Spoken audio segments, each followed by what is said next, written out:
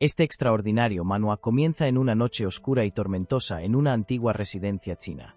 Varios hombres vestidos con túnicas negras se encuentran alineados. Alguien pregunta si hay alguien presente. La lluvia ha formado un charco debido a la incesante tormenta. Un niño sucio está de pie bajo la lluvia, mirando a los hombres de túnica negra. Su inmovilidad resulta inquietante. Un hombre de ojos carmesí observa al niño con atención, preguntándose cómo es posible que alguien esté viviendo en la abandonada academia marcial. Dirigiéndose a él como joven guerrero, el hombre le pide educadamente permiso para resguardarse de la lluvia durante la noche. El niño los examina, curioso por saber quiénes pueden ser. Le sorprende que le hablen con tanto respeto, a pesar de su corta edad. Piensa que tal vez lo ven como un joven taoísta que protege la academia cerrada. En respuesta, los saluda y reflexiona que quizás no sean personas peligrosas. Les explica que él también empezó a vivir en la abandonada academia hace unos años, y les dice que pueden quedarse donde deseen, pero que no deben entrar en su pabellón. Los hombres agradecen la generosidad del joven guerrero. Su líder les da instrucciones para evitar el pabellón del niño y encontrar otros lugares para resguardarse. Les pregunta si lo han entendido, y todos responden afirmativamente antes de dispersarse para buscar su propio refugio. El niño nota la palabra Tang bordada en sus túnicas y se pregunta si pertenecen al mismo clan. Aunque le interesa conocer su identidad, tiene asuntos más urgentes que atender. Al entrar en su pabellón, se ocupa en preparar la cena para los niños. La atmósfera sombría cambia cuando el niño se anima con alegría. Nuestro protagonista, lleno de entusiasmo, llama a todos para que coman. Al abrir una gran olla, revela un pequeño insecto marrón, parecido a un grillo, dentro, comentando que estuvo a punto de llegar tarde y que los insectos deben estar hambrientos. En otra olla, encuentra una gran araña llamada el tigre de tierra negra, una tarántula nativa de Hainan, China. Esta impresionante especie, que puede crecer hasta 20 centímetros de largo, tiene rayas únicas que se asemejan a las de un tigre negro.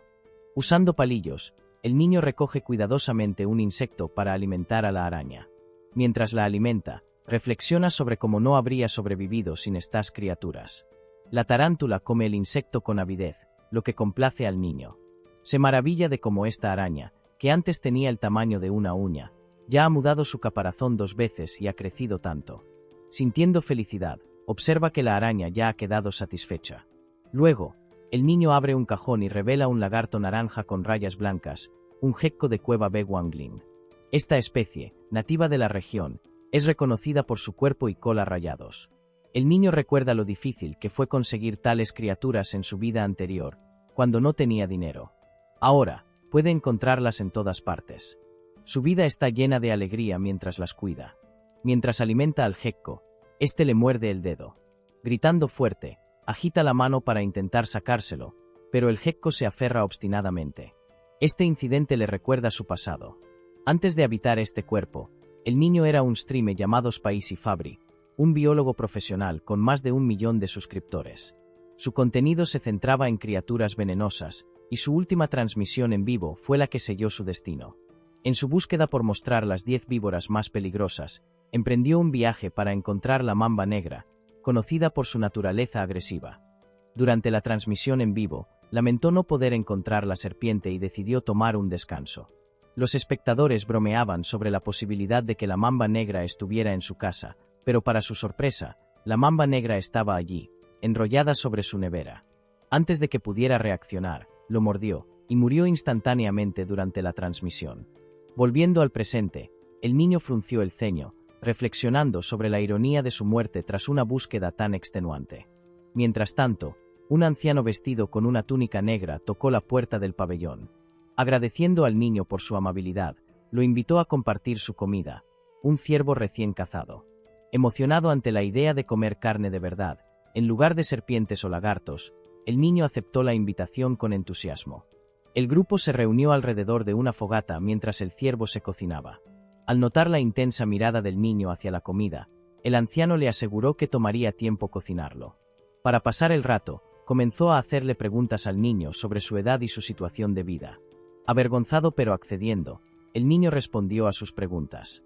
El niño se sintió avergonzado al darse cuenta de que había estado mirando al ciervo durante demasiado tiempo. Permitiendo que el anciano hiciera sus preguntas, escuchó atentamente.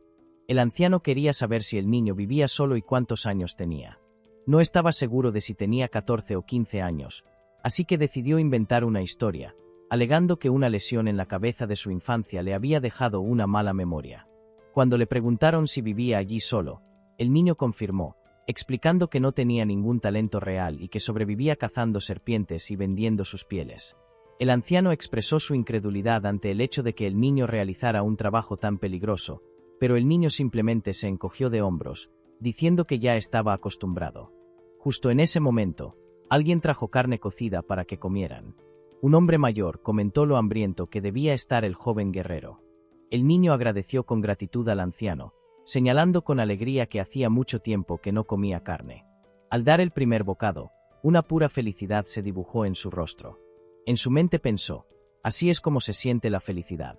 Los hombres mayores lo observaban con sonrisas, evidentes en su diversión. Mientras comía, los ancianos aprovecharon la oportunidad para hacer más preguntas. El anciano explicó que estaban buscando algo inusual y quería saber si el niño había visto algo extraño. Inicialmente dudoso, el anciano finalmente decidió que era seguro compartir los detalles, ya que el niño vivía solo y no causaría problemas. El patriarca explicó que estaban buscando un ciempiés con una mancha azul en su cuerpo. Sorprendido, el niño preguntó qué tamaño tenía el ciempiés. El patriarca explicó que un adulto podría fácilmente tragar a alguien de su tamaño. Pálido de shock, el niño se dio cuenta de que su suposición de haber sido transportado solo unos pocos siglos al pasado podría estar equivocada. Tal vez se encontraba en un mundo completamente diferente. El anciano de cabello blanco lo tranquilizó, diciendo que estaban cerca de capturar a la criatura. Curioso, el niño preguntó si tenían la intención de mantenerla como mascota. La pregunta divirtió a los ancianos, y el hombre de cabello blanco rompió en carcajadas. El patriarca se rió también, comentando lo gracioso que era el joven guerrero. Entre risas, el anciano aclaró que criar al ciempiés no era su objetivo, lo necesitaban con fines medicinales. Confuso, el niño indagó más. Inicialmente sospechaba que eran traidores, y comenzó a preguntarse si estaban involucrados en la fabricación ilegal de drogas. Preguntó cómo un ciempiés podría servir como medicina. El anciano explicó que su nieta estaba gravemente enferma, y solo el núcleo interior del ciempiés con la mancha azul podría salvarla. Conmovido por su determinación, el niño pensó en los extremos a los que los padres estarían dispuestos a llegar por sus hijos. Aunque le daba pena el ciempiés, decidió ayudarlos, especialmente porque le habían ofrecido carne. El niño comenzó a hablar sobre el ciempiés, y el patriarca, con gran interés, preguntó si lo había visto. El niño admitió que no, pero sugirió que podría saber dónde encontrarlo. Basándose en su vasto conocimiento como Spaissi Fabri, un biólogo istrime con experiencia en criaturas venenosas, el niño recordó datos sobre los ciempiés. Entre las millones de especies en la Tierra, alrededor de 20,000 son venenosas, y él las conocía todas de memoria. Los ciempiés no eran una excepción. En su mente, visualizó abrir un libro y pasar sus páginas, buscando la información específica que necesitaba. En pocos momentos, cerró el libro, habiendo encontrado la respuesta. De vuelta a la realidad, les dijo a los ancianos que tal vez sabía dónde podría estar el ciempiés. Sorprendidos pero intrigados, insistieron para obtener más detalles. El niño preguntó qué áreas ya habían sido exploradas. Ellos explicaron que habían investigado al norte y al este de la academia, principalmente a lo largo de la orilla del río durante el día. Al escuchar esto, el niño no se sorprendió por su falta de éxito. Sonriendo con una ligera burla, comentó, «Claro, no podrían encontrarla». Los ancianos, desconcertados, pidieron una explicación. El niño comenzó a dar una lección, explicando que los ciempiés pertenecen al filo de los artrópodos y a la clase Chilopoda, preparándose para compartir sus conocimientos sobre sus hábitos y hábitats. Los ciempiés tienen una amplia variedad de hábitats, y siendo animales de sangre fría, requieren refugio para regular su temperatura corporal y mantener los niveles de humedad. Curiosamente, a diferencia de la mayoría de los insectos que tienen una capa externa impermeable, los ciempiés tienen una impermeabilización débil y poros en sus caparazones, lo que los hace aversos a los ambientes húmedos. Prosperan en áreas de alta humedad, pero evitan lugares inundados, ya que no pueden sobrevivir mucho tiempo sin humedad, pero no les gustan las condiciones excesivamente mojadas. Por esta razón, el ciempiés con la mancha azul es poco probable que se encuentre en selvas o cerca de ríos. Los ancianos eran escépticos. Creían que los ciempiés preferían ambientes como las grietas en madera en descomposición. El niño aclaró que, aunque los ciempiés más pequeños podrían habitar allí, los más grandes que estaban buscando no lo harían. Los ciempiés grandes evitan las selvas y las rocas cerca de los ríos, ya que estos lugares carecen de suficientes refugios. Los ancianos se miraron en silencio, comunicándose sin palabras. Luego le preguntaron al niño dónde podrían encontrar el ciempiés. Prometiéndole una recompensa significativa si ayudaba, el niño sonrió y apuntó hacia el oeste, sugiriendo que buscaran en las montañas rocosas en esa dirección. Explicó que los ciempiés grandes descansan bajo las rocas calientes durante el día y salen por la noche. Unas horas después, el grupo de búsqueda recorrió las montañas rocosas. El patriarca escaló una roca alta y estrecha, observando los alrededores. Uno de los hombres sugirió que el joven guerrero podría haberse equivocado. El patriarca decidió dar por terminada la búsqueda por ese día, señalando al equipo con una flecha. Mientras los hombres se reunían alrededor de una fogata, estaban visiblemente agotados, pero seguían aferrándose a la esperanza, confiando en la inteligencia del niño. El patriarca, sumido en sus pensamientos, finalmente habló, con la voz cargada de emoción. Lamentó que su hija, Guayun, fuera el mayor talento en la historia de la familia Tang y se preguntó por qué los cielos parecían abandonarla. De repente, una voz anunció el regreso del gran patriarca. El patriarca lo recibió, y todos se reunieron alrededor del fuego. El gran patriarca confirmó que él también había fracasado en encontrar el ciempiés. Con la condición de Guayun empeorando y solo quedando unos pocos meses, dudaba que pudieran localizar la criatura en 10 días. Un pesado silencio se hizo presente. El patriarca sugirió explorar la región sur al día siguiente. El gran patriarca aceptó, pero añadió que hasta ahora no habían encontrado ningún rastro. Al escuchar esto, el patriarca de repente estalló en una carcajada, dándose cuenta de algo que había pasado por alto. Exclamó que, en realidad, estaban en el lugar correcto. El gran patriarca, desconcertado, le preguntó si había visto algo. El patriarca respondió que no, pero el gran patriarca profundizó. Explicó que la completa ausencia de rastros, sin animales, heces ni marcas, era una señal de que el ciempiés podría haber despejado el área. La realización golpeó al patriarca. Los animales territoriales podrían haberse escapado o haberse convertido en presa del ciempiés. Seguro de sí mismo, el gran patriarca le aseguró que el ciempiés con la mancha azul estaba definitivamente cerca. La esperanza de salvar a Guayun se reavivó. De repente, el suelo bajo sus pies comenzó a temblar. Aparecieron grietas, y la zona de la fogata empezó a desmoronarse. Para su horror, una enorme extremidad emergió de la tierra, seguida por otra.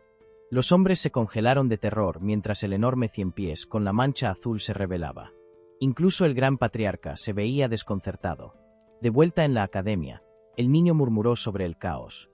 Se preguntaba qué tan masivo debía ser el ciempiés para causar tal conmoción. Siendo un entusiasta de los animales venenosos, se sentía tanto molesto como curioso, deseando poder ver la criatura por sí mismo. En las montañas rocosas, la batalla contra el ciempiés continuaba. Los hombres finalmente triunfaron, aunque no sin sufrir algunas lesiones. Lograron recuperar el núcleo del ciempiés, una gema azul brillante que fue guardada cuidadosamente en una caja de madera. Conmovidos por la emoción, lloraron, sabiendo que finalmente podrían salvar a Guayun. El patriarca instruyó al gran patriarca a que liderará a los guerreros heridos hacia Sichuan para recibir tratamiento. Cuando le preguntaron por qué no lo acompañaría, el patriarca explicó: las rencillas se tallan en sangre, pero los favores se tallan en piedra. Así vivimos. En resumen, aún tenían asuntos por resolver. El gran patriarca finalmente comprendió y admitió lo cerca que estuvo de cometer un grave error al centrarse exclusivamente en Guayun. Aceptó que sería apropiado recibir al joven guerrero como invitado y concederle sus solicitudes.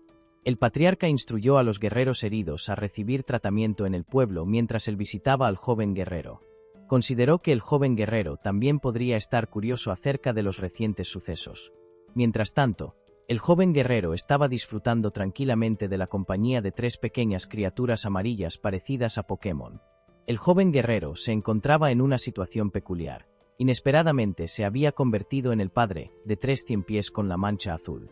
Estas pequeñas criaturas, que se parecían a orugas, eran indudablemente adorables, especialmente mientras se frotaban cariñosamente contra su rostro.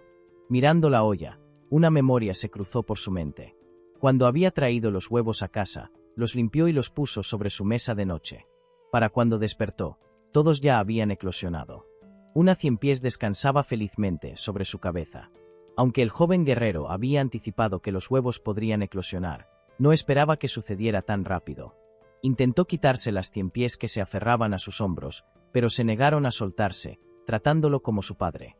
Un flashback reveló lo que había sucedido la noche anterior. Impulsado por la curiosidad sobre la enorme 100 pies de mancha azul, el joven guerrero se aventuró en su guarida, a pesar de conocer los riesgos. Durante su búsqueda, accidentalmente pateó un insecto por frustración, lo que le hizo perder el equilibrio y soltar su antorcha. Afortunadamente, los 3 huevos que había recogido permanecieron a salvo. Aliviado de que la lluvia se hubiera detenido, se dio cuenta de lo afortunado que había sido al recuperar los huevos sin perderlos. Decidido a proteger los huevos, se apresuró a regresar a casa, prometiéndoles un baño adecuado una vez que llegara. De vuelta al presente, el joven guerrero se sintió satisfecho de que, aunque no podía ver a la 100 pies adulta viva, había logrado salvar a su descendencia. Se recordó a sí mismo que no necesitarían comida hasta después de su segundo cambio de exoesqueleto, pero era un desafío tratar con ellos, ya que se aferraban constantemente a su cuerpo. Pensando en una solución, sonrió y decidió darse una ducha, esperando que el agua los hiciera dejarlo en paz.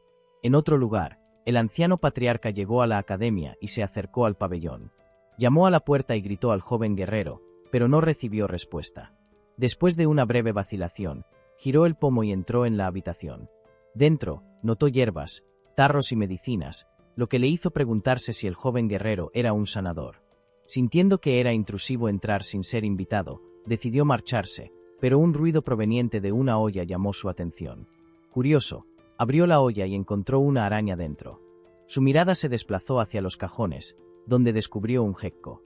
Al revisar otra olla, vio escarabajos, junto con huevos y serpientes secas esparcidas por el lugar. El anciano estaba asombrado.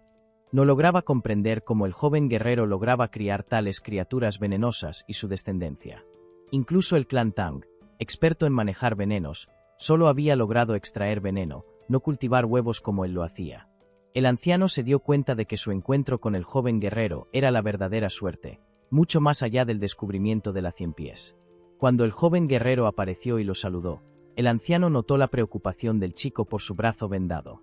Descartando esto como una lesión menor, el anciano comenzó a compartir algo importante, pero fue interrumpido por una energía ominosa repentina.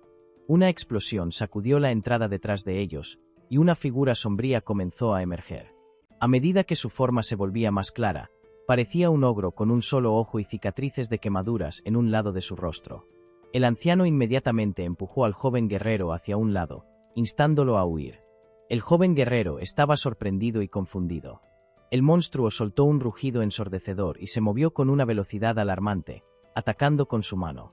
El anciano bloqueó el golpe con su brazo no herido, soportando un dolor inmenso. El monstruo respondió, lanzando al anciano hacia atrás y haciéndolo caer al suelo. El área se llenó de polvo mientras el anciano luchaba por recuperar el aliento, tosió sangre. Se dio cuenta de que la fuerza del monstruo rivalizaba con la de su propio padre. Desesperado, le dijo al joven guerrero que escapara, pero cuando el polvo se despejó, la escena reveló al joven guerrero suspendido en el aire, ahogándose mientras el monstruo lo sujetaba fuertemente. El joven guerrero jadeaba por aire mientras el monstruo reía a carcajadas.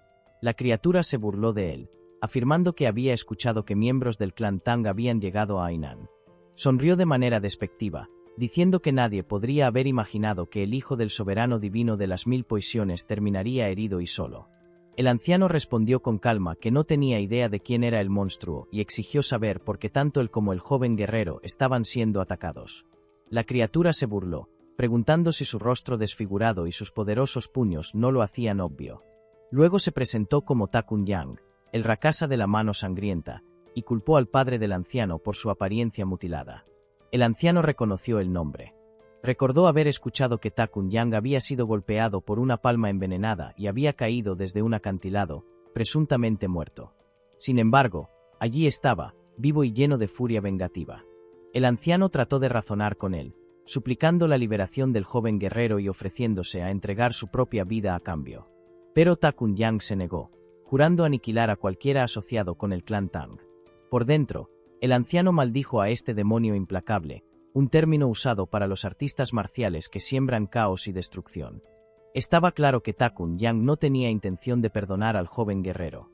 Mientras el rostro del guerrero se ponía pálido por la asfixia, Takun Yang sonrió con desdén y se preparó para acabar con su vida. Desesperado, el joven guerrero rogó por misericordia, su fuerza disminuyendo con cada segundo que pasaba. Justo entonces, 3 pares de ojos feroces brillaron. Las pequeñas 100 pies saltaron sobre el brazo de Takun Yang. Las criaturas, que antes eran adorables, revelaron su ferocidad, mordiendo la piel del monstruo con una fuerza implacable. Takun Yang se sorprendió, gritando enojado que unos simples 100 pies no podían dañarlo. Pero mientras hablaba, su cuello se tornó violeta, tosió sangre y cayó al suelo en agonía. El joven guerrero, ahora libre, tropezó hacia atrás, mirando con incredulidad. Con cautela, le preguntó al anciano si Takun Yang había sido una mala persona. El anciano, igualmente atónito, observaba cómo el cuerpo sin vida de Takun Yang yacía en el suelo. Lentamente, su asombro se convirtió en una amplia sonrisa al darse cuenta de que el joven guerrero era mucho más extraordinario que un simple invitado. El anciano pensó para sí mismo que ese chico debía unirse al clan Tang. Unos días después, el anciano se encontraba recuperándose, y el joven guerrero lo cuidaba diligentemente, colocando un paño húmedo sobre su frente. El anciano expresó su gratitud, pero el joven guerrero sugirió que le dijera el paradero de sus compañeros para poder ver cómo se encontraban. Al darse cuenta de que no podía dejar al anciano solo y que llamar a un médico no era una opción, el guerrero decidió quedarse.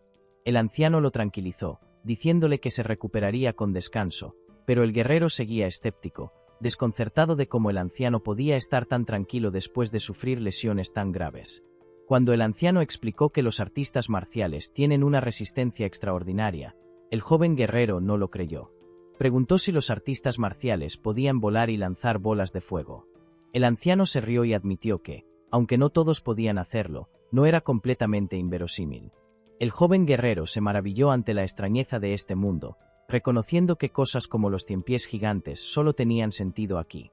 El anciano se presentó formalmente como Tang Chaolsan, del clan Tang de Sichuan, y el joven guerrero se presentó como Wei Sorion.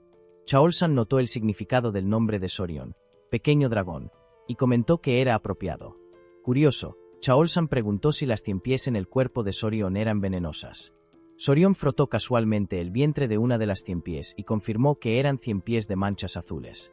La revelación hizo que Chaolsan saltara de la cama en shock. Preguntó si Sorion las había domesticado y cómo había logrado tal hazaña. Sorion sonrió y respondió que era una larga historia.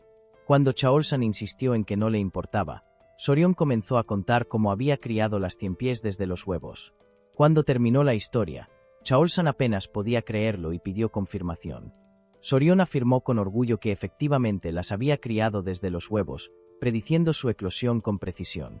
Aún atónito, Chaolsan observó cómo Sorion abría un cajón y sacaba 2 lagartijas. El joven guerrero las mostró con entusiasmo, señalando las diferencias. Una tenía el cuerpo marrón con rayas amarillas y blancas, mientras que la otra, producto de la cría selectiva, tenía el cuerpo marrón liso y la cola blanca. Chaolsan preguntó si Sorion había criado intencionalmente las lagartijas por su coloración. Sorion, ligeramente sonrojado, admitió felizmente que sí, simplemente porque le parecía hermoso. Chaolsan recobró la compostura y preguntó si el joven guerrero podría criar las criaturas más venenosas para producir unas aún más mortales. Sorion respondió con un sorprendido En su mente, consideró la posibilidad, teóricamente, era factible. Luego le explicó a Chaolsan que si pudieran determinar qué criaturas tenían el veneno más potente, podría ser posible. Antes de que pudiera terminar, Chaolsan exclamó con entusiasmo: «¿De verdad? Eso es posible». Su entusiasmo sorprendió a Sorion. Sin dudarlo, Chaolsan declaró que Sorion debía unirse a su familia de inmediato.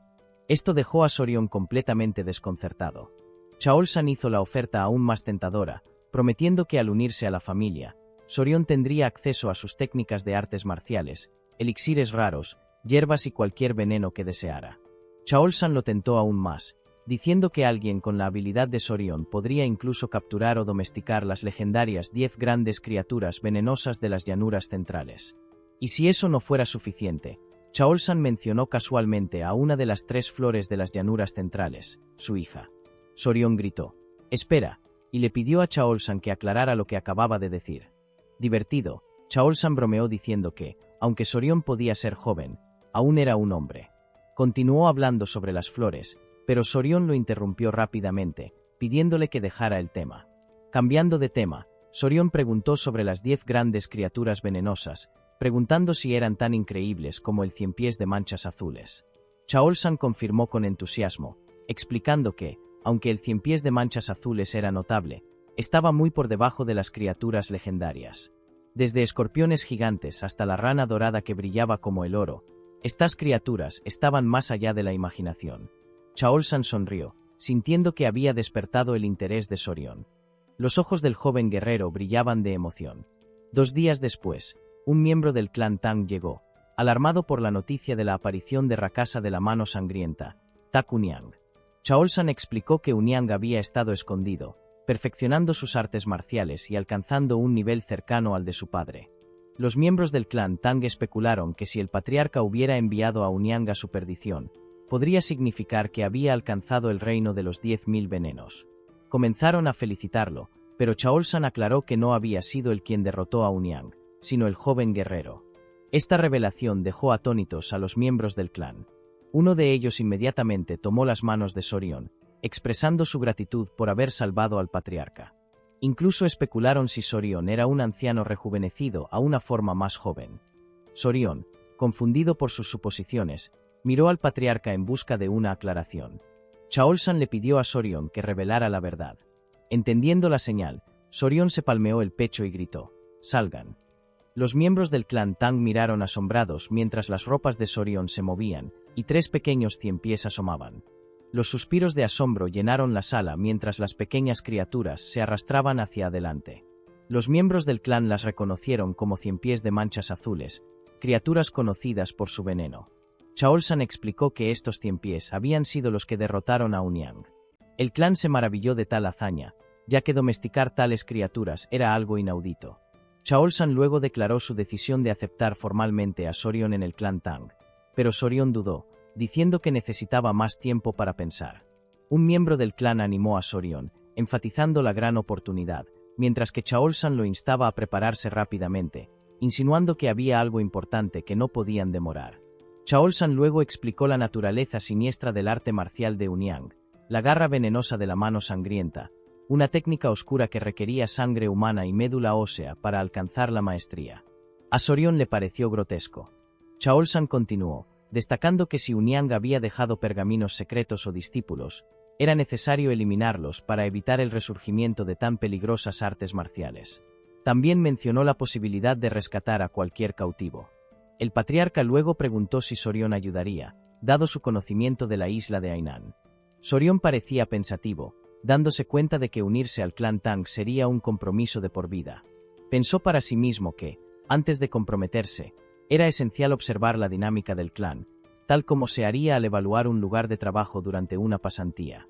Sorion accedió a ayudar una vez que el patriarca se hubiera recuperado. Elogiaron su decisión, pero en su interior, Sorion resolvió aprovechar la oportunidad para evaluar minuciosamente al clan Tang. Después de 3 días, Chaol-san estaba lo suficientemente recuperado para viajar. Juntos, emprendieron el camino hacia una aldea cercana a una academia de artes marciales abandonada, que se sospechaba había sido la base de Uniang. Allí, comenzaron a investigar los informes sobre aldeanos desaparecidos. Un anciano mencionó que, por lo general, 1 o 2 personas desaparecían en la jungla cada año, pero no había habido un patrón de desapariciones regulares. Chilsun guardó silencio, sumido en sus pensamientos. Agradecieron al jefe de la aldea por compartir la información. Este respondió humildemente, expresando su honor por ayudar al renombrado patriarca del clan Tang de Sichuan. Luego, se despidieron, aunque no habían encontrado pistas significativas. Mientras atravesaban el bosque, Sorion comentó a Chilsun que no parecía haber nada inusual en la aldea. Chilsun explicó que Uniang se había revelado en esa zona, pero que la ubicación exacta era difícil de determinar. A Sorion también le resultaba extraño que no quedaran rastros. Recordando las palabras de Uniang, de repente tuvo una idea. Sorion preguntó a Chilsun si recordaba lo que Uniang había dicho cuando apareció. Chilsun admitió que no, ya que en ese momento había sido derribado por el ataque de Uniang. Sorion le recordó que Uniang había afirmado haber oído que el clan Tang había llegado a Hainan, lo que implicaba que alguien le había informado de su presencia. Sorion propuso que recorrieran nuevamente los lugares que el clan Tang había visitado en Hainan y preguntaran a la gente mostrando un retrato de Unyang. Los miembros del clan Tang se sorprendieron por el rápido razonamiento de Sorion. Tenía sentido que alguien los hubiera visto y hubiera alertado a Unyang. Motivados por la idea, partieron de inmediato. Su viaje los llevó a una aldea sombría. Un miembro del clan Tang informó haber escuchado rumores en el puerto de Hainan de que esa era la aldea que estaban buscando. Chilsung confirmó que era un asentamiento de la gente Alai y asumió que no serían hostiles. Sin embargo, la aldea tenía una atmósfera inquietante y desolada. Cuando el clan Tang llamó, preguntando si había alguien presente, un aldeano los notó. Los aldeanos parecían débiles y enfermos. Un anciano, posiblemente el jefe de la aldea, se acercó sosteniendo la mano de una niña frágil. 2 guardias lo acompañaban, también con aspecto enfermizo. Chaolsan se presentó con cortesía, mientras Sorion observaba la interacción. Notó lo débil que estaba la niña y lo apagados que se veían los aldeanos. Sorion comenzó a sospechar que algo inusual ocurría. Muchos aldeanos parecían haber tomado algún tipo de medicina. El jefe negó que hubiera algún problema, insistiendo en que no había aldeanos desaparecidos ni eventos extraños. De repente, les ordenó que se marcharan. Cuando Chilsun intentó señalar la desproporción entre la cantidad de casas y la poca gente presente, el jefe lo interrumpió, repitiendo que no había nada de interés y volviendo a exigir que se fueran. Chaolsan y Sorion estaban desconcertados. Chaolsan susurró a Sorion, preguntándose por qué la gente Alai, que normalmente debería ser hospitalaria, actuaba de esa manera. Sorion no tenía respuesta. Justo en ese momento, la niña colapsó. Todos se quedaron atónitos. El jefe rápidamente la tomó en sus brazos, con lágrimas en los ojos. La llamó con desesperación, diciendo que era su única familia restante y rogándole que no lo dejara. La escena conmovió a Chaolsan, quien dio un paso adelante y ofreció su ayuda, explicando que tenía conocimientos en artes médicas. El jefe dudó por un momento y luego preguntó si se trataba de conocimientos médicos de las llanuras centrales. Chaolsan confirmó que, si bien no era médico, tenía cierta experiencia en medicina. Finalmente, el jefe le permitió examinar a la niña. Antes de entrar, el jefe explicó que una plaga se estaba propagando por la aldea, matando a los niños y debilitando a los adultos sanos. Rogó a Chaolsan que intentara salvar a su nieta. Chaolsan prometió hacer todo lo posible. Mientras eran conducidos al interior, Sorion le preguntó a un miembro del clan Tang si el anciano realmente conocía las artes médicas. El miembro explicó que el profundo conocimiento del clan Tang sobre venenos también los hacía expertos en medicina. Añadió que el entrenamiento en artes marciales a menudo comenzaba con la comprensión del propio cuerpo, lo que incluía conocimientos médicos. Sorion pensó para sí mismo que, si se unía al clan Tang, aprender artes médicas sería mucho más preferible que dominar sus aterradoras técnicas de veneno. Sin embargo, sus pensamientos se vieron interrumpidos cuando el hombre mencionó con naturalidad que, a veces, probaban venenos en criminales capturados para estudiar sus efectos. La expresión de Sorion se tornó cómica al darse cuenta de que eso significaba experimentación humana, lo que lo hizo sentir cada vez más incómodo. Mientras tanto, las calles de la aldea estaban inquietantemente silenciosas. Dentro de una de las casas, Chaolsan suspiró y explicó que había transferido parte de su ki a la niña, estabilizando su respiración. El jefe de la aldea, abrumado por la gratitud, suplicó que salvaran a su única nieta. Chaolsan planteó un punto importante, señalando que el pulso de la niña le parecía extraño. Preguntó si había nacido con un corazón débil. El jefe explicó que su enfermedad comenzó hace unos 6 meses. No solo su nieta, sino otros en la aldea también empezaron a enfermarse en la misma época. Lo llamaban una enfermedad misteriosa. Por eso, inicialmente les había dicho que se fueran cuando llegaron a la entrada de la aldea. Chaolsan tranquilizó al jefe, asegurándole que le proporcionaría un buen medicamento para el corazón. Le pidió que reuniera a los aldeanos para distribuir el remedio. Superado por la emoción, el jefe rompió en llanto, expresando su más sincera gratitud. Sorion observó en silencio las acciones de Chaolsan con admiración. Más tarde esa noche, mientras Chaolsan caminaba con Geu Pai, un miembro del clan Tang, Pai reconoció el esfuerzo que había hecho para tratar a los aldeanos. Chaolsan le agradeció antes de que Pai le preguntara por los síntomas. Chaolsan explicó que eran inusuales: letargo, ojos hinchados, fiebre leve, pulso irregular, pero los casos más graves presentaban problemas cardíacos. Curioso, Chaolsan preguntó por el paradero de Sorion. Pai respondió que, probablemente agotado por ayudar sin tener entrenamiento en artes marciales, se había ido a dormir. Chaol-san estuvo de acuerdo en que era comprensible y decidió ir a revisarlo. Pai se ofreció a guiarlo. Cuando entraron en la habitación de Sorion, lo encontraron durmiendo profundamente en la cama, con 3 ciempiés descansando en una cesta cercana. Chaol-san observó desde la puerta antes de entrar de repente. Sin dudarlo, levantó la mano y le dio una bofetada a Sorion. Sorion se despertó de golpe, llevándose la mano a la mejilla adolorida, confundido y aturdido. Exigió saber por qué Chaol-san lo había golpeado. Con una expresión seria, Chaol-san se disculpó y explicó que había un insecto en su rostro y que solo quería deshacerse de él. Sorion lo miró con escepticismo, pero permitió que continuara explicando. Chaol-san dijo que había ido a revisarlo antes de dormir, pero al notar el insecto, actuó de inmediato para evitar un posible peligro. En esa región, los insectos venenosos eran comunes. Luego mostró a Sorion el insecto, una criatura grande y desagradable. Sorion se sobresaltó al verlo y luego pareció atar cabos. Preguntó a Chaol-san si todos los pacientes, a pesar de tener síntomas diferentes, compartían una misma condición, arritmia. Chaol-san confirmó que así era. De repente, Sorion comprendió la causa de la misteriosa enfermedad en la aldea y señaló al insecto, declarándolo el culpable. Identificó al insecto como un chinche besador, un miembro de la familia Redubiidae. Explicó que estos insectos se alimentaban de sangre, mordiendo con frecuencia cerca de los ojos o los labios, y que eran tan sigilosos que podían extraer sangre con más discreción que un mosquito. Conocidos como insectos vampiro o asesinos, no eran venenosos, pero transportaban parásitos dañinos en su estómago. Cuando mordían, sus excrementos podían transmitir enfermedades como el mal de Chagas, una dolencia mortal que figuraba entre las más letales causadas por animales en humanos. Luego, Sorion preguntó al jefe de la aldea si los perros del pueblo mostraban síntomas similares a los de los humanos enfermos, como dificultad para respirar. El jefe confirmó que así era y preguntó si el insecto era el culpable. Sorion lo afirmó, agregando que con el medicamento adecuado, su nieta y los demás podrían salvarse. Chaol-san sonrió y le preguntó a Pai qué opinaba. Pai comentó sobre la perspicacia de Sorion, elogiándolo como un joven guerrero de gran potencial. Mientras los observaba, Sorion estaba desconcertado por sus expresiones y se preguntaba qué estaba pasando. Le recordaron que eran miembros del clan Tang de Sichuan. Pero cuando vieron la expresión de Sorion, llena de confusión, quedó claro que no comprendía la importancia de ese dato.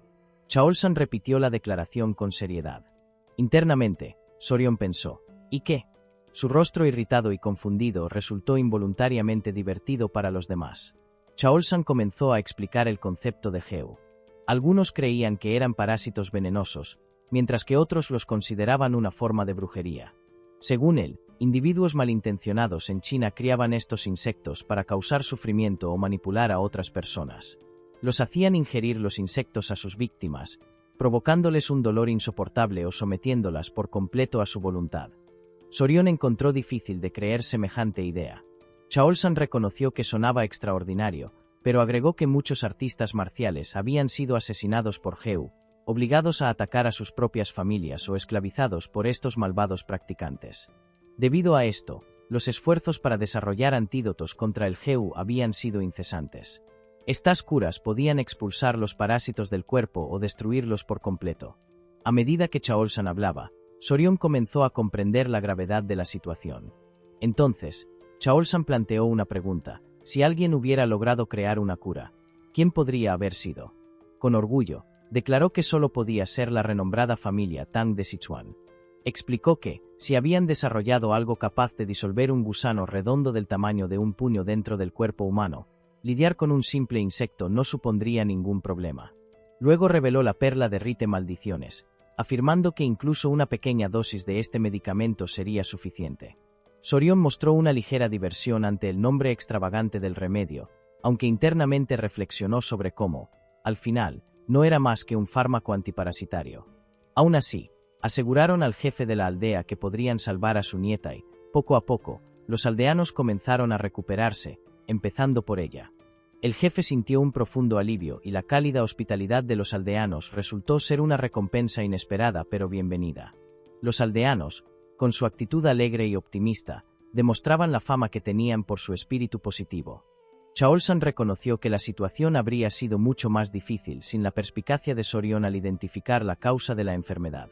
Con humildad, redirigió la gratitud de los aldeanos hacia Sorion, elogiándolo como el verdadero salvador de la aldea.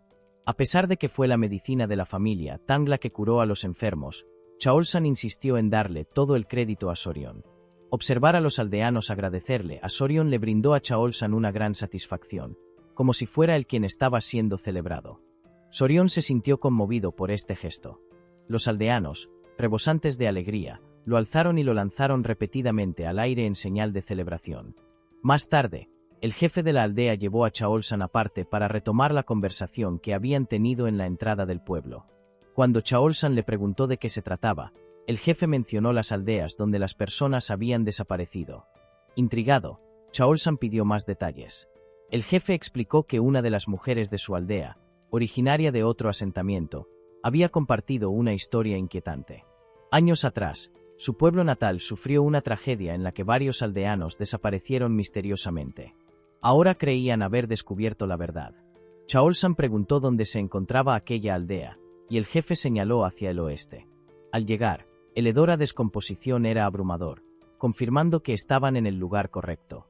La escena era espantosa: cadáveres, desechos e insectos cubrían la zona, y un veneno invisible flotaba en el aire.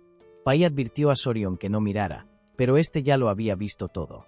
En medio de la carnicería, uno de los hombres notó algo inusual: una pata de gallo dorada asomando entre los escombros. Al examinar más de cerca, descubrieron que estaba unida a un ave, una criatura magnífica con una cola dorada y plumas en tonos de púrpura, rosa y negro. El animal irradiaba un aura casi mágica. Uno de los hombres, indignado por la presencia del pájaro entre los cadáveres, le arrojó una piedra, a pesar de que Chaolsan intentó detenerlo. La piedra no acertó, pero captó la atención del ave. Chaolsan, sintiendo el peligro, apoyó una mano tranquilizadora en el hombro del hombre, advirtiéndole que algo no estaba bien. El ave extendió sus alas, liberando un miasma tóxico que derritió los esqueletos cercanos. Sobresaltado, Sorion fue sujetado por alguien que cubrió su boca para evitar que inhalara el veneno. Chaolsan ordenó a todos que huyeran mientras protegía a Sorion. Explicó que la criatura era un ceniao, un ave de plumas venenosas. Una vez a salvo, el grupo se reunió alrededor de Chaolsan, quien describió el pájaro con detalle. Su envergadura alcanzaba 1,5 metros, su afilado pico brillaba en un tono bronce y su cuerpo estaba cubierto de vibrantes plumas moradas. Con un solo movimiento, la criatura podía propagar la muerte, transformando todo a su alrededor en veneno. En su cabeza se alzaba una corona dorada, otorgándole un aire de amenaza majestuosa. Sorion, cautivado, preguntó si era una de las 10 grandes criaturas venenosas. Chaolsan confirmó que lo era y explicó que el ceniao ocupaba el primer lugar, ostentando el título de rey de todo veneno. La emoción de Sorion era evidente al imaginar cómo incluso los insectos y serpientes más peligrosos parecían dóciles en comparación. Chaolsan explicó que el ceniao probablemente había sido atraído al área por serpientes venenosas, ya que solo consumía las cabezas de estas criaturas. Cuando Sorion preguntó qué tan comunes eran, Chaolsan respondió que los avistamientos eran extremadamente raros, quizás una vez por siglo. Fascinado, Sorion preguntó si era posible capturar a la criatura. Su pregunta dejó atónitos a los miembros del clan Tang. Sin embargo, Chaolsan, divertido, quiso saber si Sorion realmente deseaba intentarlo. Cuando Sorion admitió que sí, pero expresó su preocupación por el veneno, Chaolsan sonrió con conocimiento. Comentó sobre el gran interés de Sorion en las 10 grandes criaturas venenosas y le aseguró que, si hablaba en serio, si existía un método. Sorion quedó asombrado. Chaolsan explicó que si dominaba las técnicas de veneno del clan Tang, obtendría inmunidad a todas las toxinas y podría incluso resistir el veneno del ceniao. Solo a través de las artes marciales de su clan era posible anular todos los venenos del mundo. Siempre astuto, Chaolsan mencionó casualmente que sus técnicas nunca se enseñaban a forasteros. Aunque quisiera ayudarlo, como patriarca no podía romper las reglas del clan. Ansioso, Sorion preguntó si unirse a la familia le daría derecho a aprender. También quiso saber si alcanzar la inmunidad al veneno realmente le permitiría soportar el del ceniao. Chaolsan lo confirmó y le prometió enseñarle todo sin reservas si aceptaba de inmediato. Además, aseguró que supervisaría personalmente su progreso. Sin embargo, agregó que si Sorion dudaba demasiado, podría reconsiderarlo. Sintiendo la presión, Sorion declaró su decisión de unirse al clan y expresó su anticipación por la guía de Chaolsan, llamándolo patriarca en lugar de anciano. La traviesa sonrisa de Chaolsan delató su satisfacción, aunque actuó como si no hubiera manipulado a Sorion para que aceptara. Chaolsan le dijo a Sorion que, a partir de ese momento, sería parte de su familia para siempre. De vuelta en un lugar en ruinas, se encontraron rastros del Raksasa de la mano sangrienta, Takunyang, dentro de una cueva. Las huellas los llevaron hasta un cuaderno descubierto en su interior, el cual fue entregado a Chaolsan. Tras examinar su contenido, confirmó que contenía las técnicas secretas de la garra venenosa de la mano sangrienta. Sorion sintió inquietud al notar que estaba escrito con sangre. Chaolsan decidió que era momento de regresar. Cuando Sorion preguntó si se dirigían a Sichuan, Chaolsan respondió que era la mejor opción ahora que habían asegurado el núcleo del Cien Pies de Mancha Azul y el manual. Sorion solicitó una parada en la academia para liberar a sus amigos y recoger sus pertenencias, lo que Chaolsan aprobó. Mientras partían, Sorion miró hacia atrás y notó algo inusual. Al señalarlo, descubrieron una brillante pluma púrpura del Zeniao. Todos la observaron en silencio. Chaolsan la recogió y le dijo a Sorion que le serviría como recuerdo para conmemorar su ingreso a la familia. Sorion mostró interés y le agradeció, pero Chaolsan lo corrigió, sugiriéndole que cambiara la forma en que se dirigía a él después de la próxima ceremonia. Sorion se preguntó si se trataría de algún tipo de ritual de iniciación. Mientras tanto, en el clan Tang, el gran patriarca Tang Musong finalmente había regresado. Exhausto, no perdió tiempo y preguntó por el estado de Huayin. Los miembros del clan lo llevaron apresuradamente al interior, informándole que apenas se aferraba a la vida. La puerta se abrió y Musong llamó inmediatamente a Huayin. Los presentes se sorprendieron por su llegada. Informó a su nuera que había logrado conseguir la medicina y reveló el núcleo del Cien Pies de Mancha Azul. Abrumada por el alivio, la mujer rompió en llanto. Se hicieron los preparativos para administrar la medicina. Musong se conmovió profundamente al ver la expresión de dolor de Huayin, agradeciendo haber regresado a tiempo. A petición de su nuera, Musong le dio la medicina a su nieta. Una brillante luz azul envolvió su cuerpo mientras él colocaba un dedo sobre su muñeca para comprobar su pulso. Todos esperaban ansiosos que abriera los ojos, observando en un tenso silencio. Mientras tanto, Sorion se sentía aturdido, maravillándose ante la inmensidad de las planicies centrales, que superaban con creces sus expectativas. El viaje había durado más de un mes y medio, comenzando con un trayecto en barco desde Hainan hasta Hongzhou y continuando a través de Nanjing antes de finalmente llegar a Sichuan. En la residencia del clan Tang de Sichuan, Pai anunció con entusiasmo su destino a Sorion. De pie frente a la majestuosa entrada, Sorion se quedó boquiabierto al enterarse de que toda la montaña pertenecía al clan Tang, llevando por nombre Montaña del clan Tang. Tragó saliva con nerviosismo, sintiéndose abrumado por la imponente vista. Inmediatamente, los miembros del clan Tang emergieron para recibir al patriarca. Sorion quedó asombrado por su gran número, preguntándose si todos ellos pertenecían al clan Tang de Sichuan. Entre la multitud, una joven vestida de rojo corrió hacia ellos, su rostro iluminado por lágrimas de alegría mientras llamaba a su padre. Era Huayin.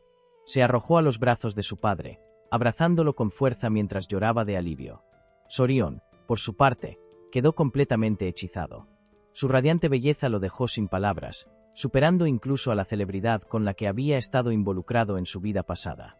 Chilsun, complacido de ver a su hija viva, presentó a Huayin ante Sorion. Aturdido, Sorion intentó procesar los comentarios anteriores de Chilsun, murmurando algo sobre maleza o hierba antes de que Chilsun lo corrigiera. Todo se trataba de la flor. Las mejillas de Huayin se sonrojaron. Chilsun le explicó a Sorion que la joven que estaba a su lado era la flor que había despreciado anteriormente. Sorion quedó atónito. Recordó su conversación anterior sobre la flor y sintió una ola de vergüenza. En ese momento, supo que había cometido un grave error. Nunca imaginó que había ignorado la oportunidad de estar con una mujer tan hermosa, la única hija del clan Tang de Sichuan, famosa como la flor venenosa, Tang Huayin. Desde su infancia, Huayin cargó con un peso emocional oculto. En una ocasión, escuchó a los ancianos hablar de ella. Aunque no estaban seguros de su talento, coincidían en que su belleza era excepcional, suficiente para considerarla una de las 3 flores de Murom. La conversación se desvió hacia la búsqueda de un esposo adecuado para ella. Uno de los ancianos sugirió que el patriarca tomara una segunda esposa, pero él lo rechazó, dejando a todos desconcertados. Al escuchar esto, Hua-Jin decidió demostrar su valía dentro del clan sobresaliendo en las artes marciales. Quería probar que, incluso siendo mujer, podía contribuir enormemente a la familia.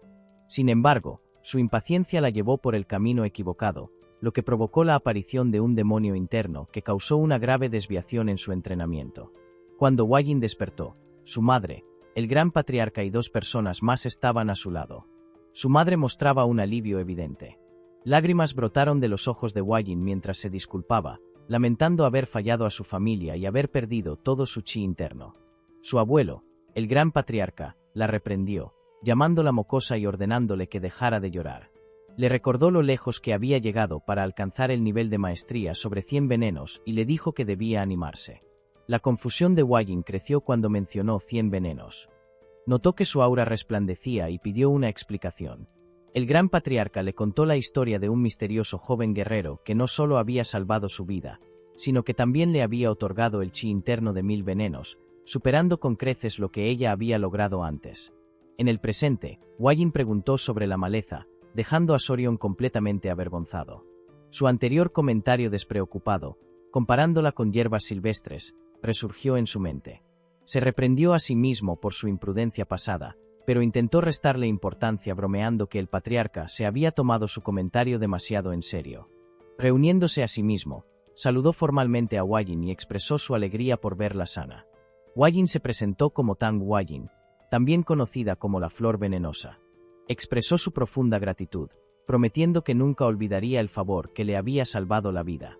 Sorion, embelesado por su belleza, luchó por ordenar sus pensamientos. Chaelsun interrumpió, preguntándole a Sorion qué opinaba de su hija. Para sorpresa de Sorion, escuchó una voz en su cabeza y se dio cuenta de que era algún tipo de transmisión de sonido. Chaelsun lo provocó, preguntando si coincidía en que Hua-Jin era deslumbrante y sugiriendo la posibilidad de que se acercaran más en el futuro. Más tarde, Sorion descansaba en un gran baño, sintiéndose completamente exhausto. Cerca de él, los 100 pies a los que había cuidado dormían plácidamente en una cesta. Notó que uno de ellos despertaba y, sorprendentemente, le sonreía. A pesar de su intimidante apariencia, parecían entender sus palabras cuando les advirtió sobre el agua caliente y, obedientes, se quedaron en el cubo como él había sugerido. Divertido por su comportamiento, Sorion recordó que Pai había mencionado que los 100 pies eran criaturas espirituales. Hizo una nota mental para aprender más sobre ellos más adelante. Sin embargo, las palabras anteriores de Chaelsun sobre Hua-Jin seguían rondando en su mente, dejándolo inquieto. En otro pabellón, la familia se reunió alrededor de una gran mesa. El gran patriarca, el patriarca, su esposa y Hua-Jin. Chaelsun anunció su decisión de darle a Sorion la habitación del ala este, un espacio tradicionalmente reservado para parejas en las residencias chinas. El gran patriarca preguntó si Sorion era realmente tan talentoso. Chaelsun lo confirmó, explicando que sus habilidades extraordinarias iban mucho más allá de simples encuentros fortuitos. Detalló que no solo poseía un conocimiento incomparable sobre criaturas venenosas, sino que también había derrotado a Ouyang, encontrado legendarias criaturas espirituales e incluso incubado por sí mismo los huevos del 100 pies de manchas azules. El gran patriarca comentó la suerte del patriarca por haber encontrado un tesoro tan valioso. La conversación luego giró en torno a Hua-Jin.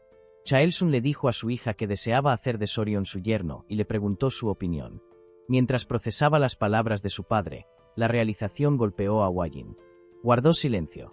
Hua-Jin quería demostrar que podía aportar un valor aún mayor al clan ahora que poseía la constitución de los 1000 venenos, superando la mera constitución de los 100 venenos. Respondió que, como miembro del clan Tang, comprendía las intenciones de su padre. Sin embargo, declaró que era su responsabilidad determinar si el joven guerrero era verdaderamente digno de ella. Sin esperar una respuesta, salió corriendo de la sala, dejando atrás una atmósfera incómoda. En la mente de Chaelsun, pensó que el joven guerrero debía ser cauteloso, aunque su rosa era deslumbrantemente hermosa, sus espinas eran igualmente afiladas.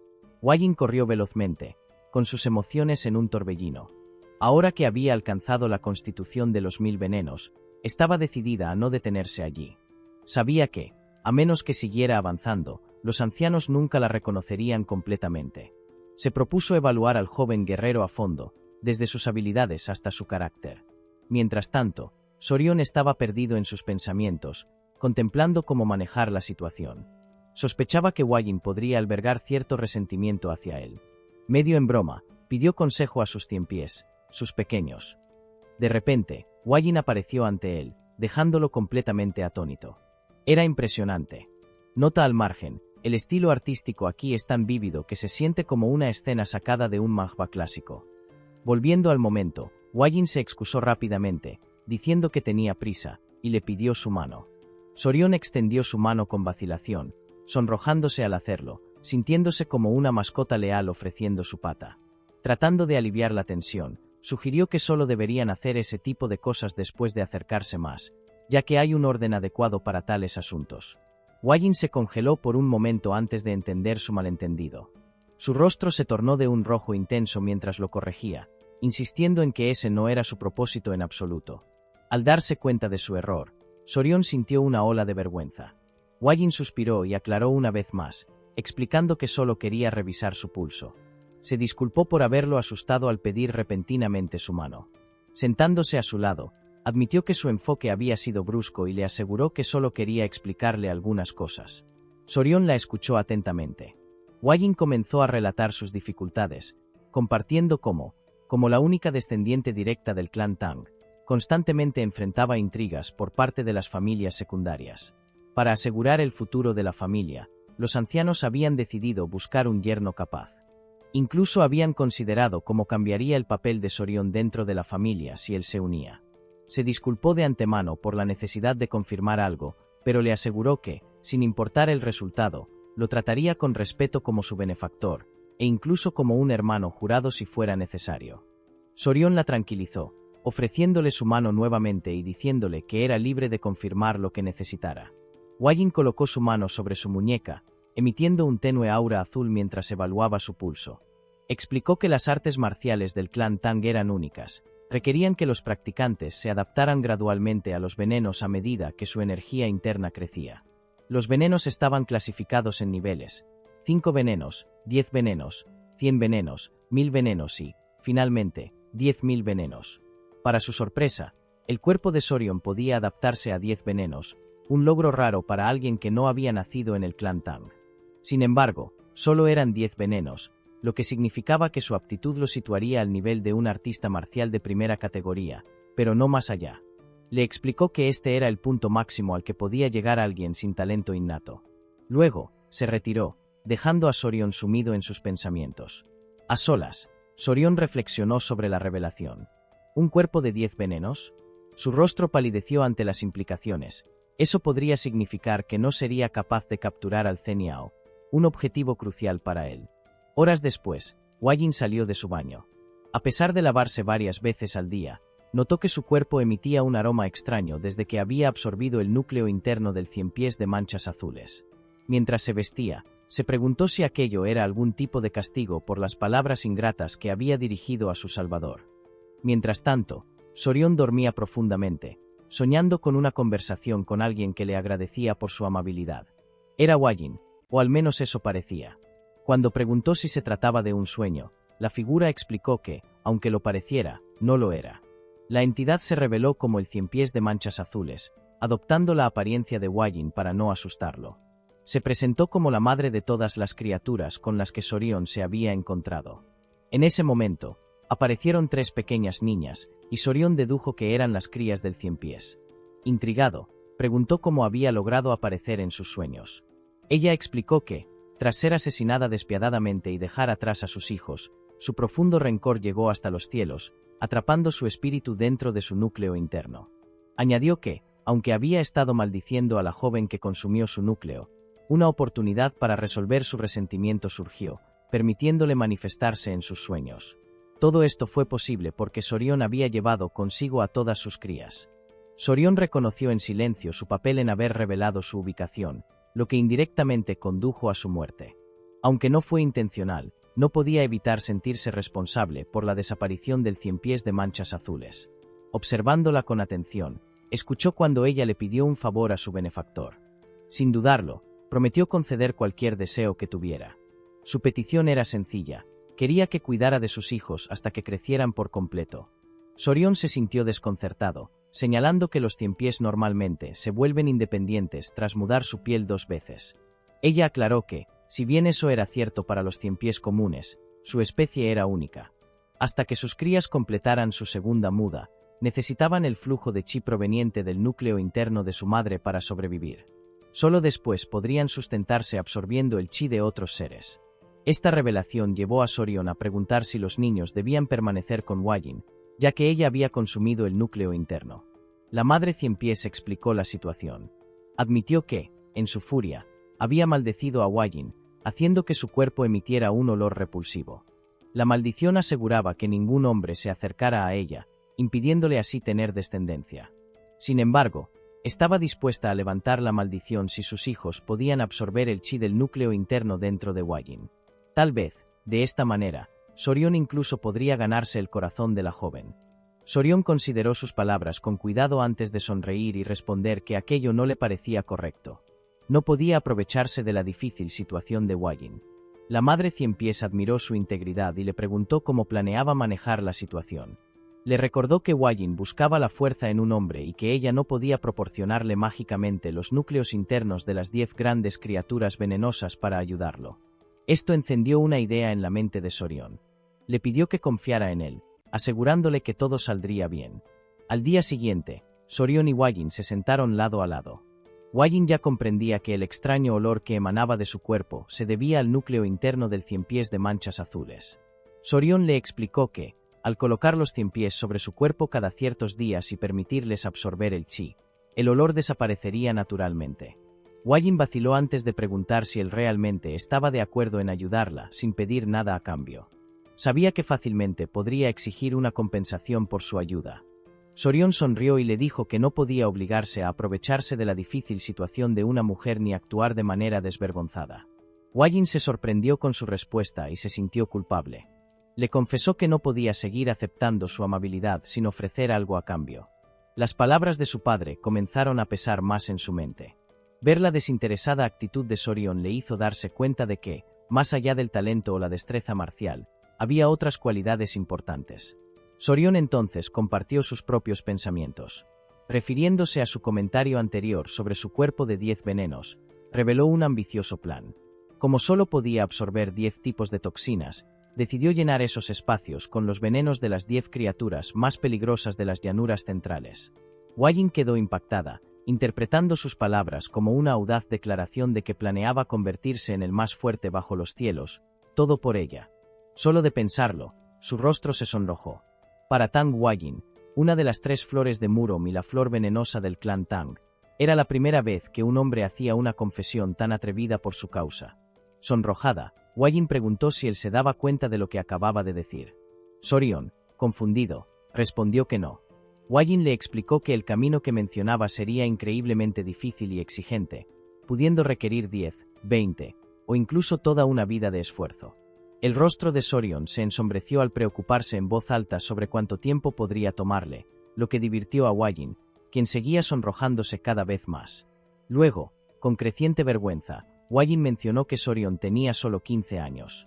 Le dijo que en 3 años, cuando alcanzara la mayoría de edad y estuviera listo para casarse, si lograba derrotar al menos a una de las 10 grandes criaturas venenosas, lo consideraría. Sonrojándose profundamente, admitió que si tenía éxito, incluso podría haber la posibilidad de una boda. Con un grito de ánimo, declaró que lo apoyaría en su desafío y, de inmediato, salió corriendo.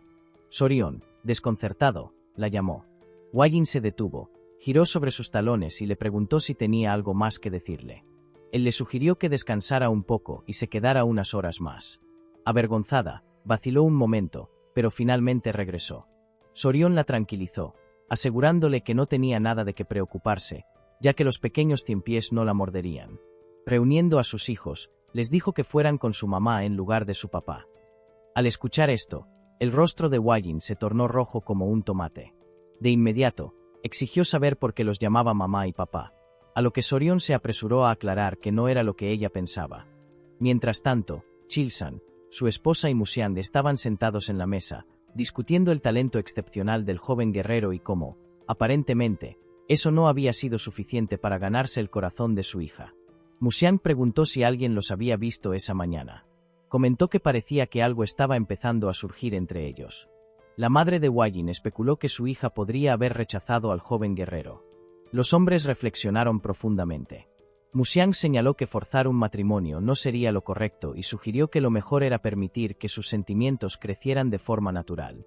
La madre de Wajin propuso que su hija supervisara el entrenamiento marcial de Sorion, de modo que pudieran pasar más tiempo juntos, creyendo que eso ayudaría a fortalecer su vínculo. Chilsan estuvo de acuerdo en que era un plan sólido. Musiang añadió que podrían consultar al anciano sanador Sage para ver si estaba dispuesto a otorgarle al joven guerrero el elixir purificador de médula y esencia para mejorar su aptitud. Chilsan se mostró sorprendido, señalando que ni siquiera Wajin había recibido tal oportunidad, por lo que no debían hacerse demasiadas ilusiones. Musiang reconoció su punto. En ese momento, Wajin apareció afuera de la puerta, anunciando su presencia. Chilsan la invitó a pasar y le preguntó qué la traía allí a esa hora. Sonrojada, se sorprendió al ver a los tres juntos. Dijo que tenía algo que compartir. Volvió a sonrojarse y, de una vez, declaró que haría lo que su padre había sugerido. Chilsan, desconcertado, le pidió que explicara a qué se refería. Su madre la invitó a sentarse y preguntó si eso significaba que el joven guerrero había captado su interés. Avergonzada, Wajin no pudo responder. Chilsan la presionó más, curioso por el repentino cambio de actitud, ya que anteriormente había mostrado poco interés en él. Reuniendo valor, Wajin explicó que Sorion le había dicho que se convertiría en el más grande del mundo por ella. Lo había prometido. Chilsan, asombrado, le pidió que elaborara. Ella continuó, explicando que, aunque Sorion solo tenía la aptitud de un cuerpo de 10 venenos, había jurado compensarlo derrotando a las 10 grandes criaturas venenosas por su bien. Musiang soltó una carcajada, llamando al joven valiente. Chilsan estaba atónito, mientras que la madre de Wajin se mostró impresionada, comentando que era raro encontrar un pretendiente tan determinado. Wajin admitió que, aunque su corazón se inclinaba, le había dicho a Sorion que solo aceptaría casarse con él si lograba capturar una de las 10 grandes criaturas venenosas antes de alcanzar la mayoría de edad.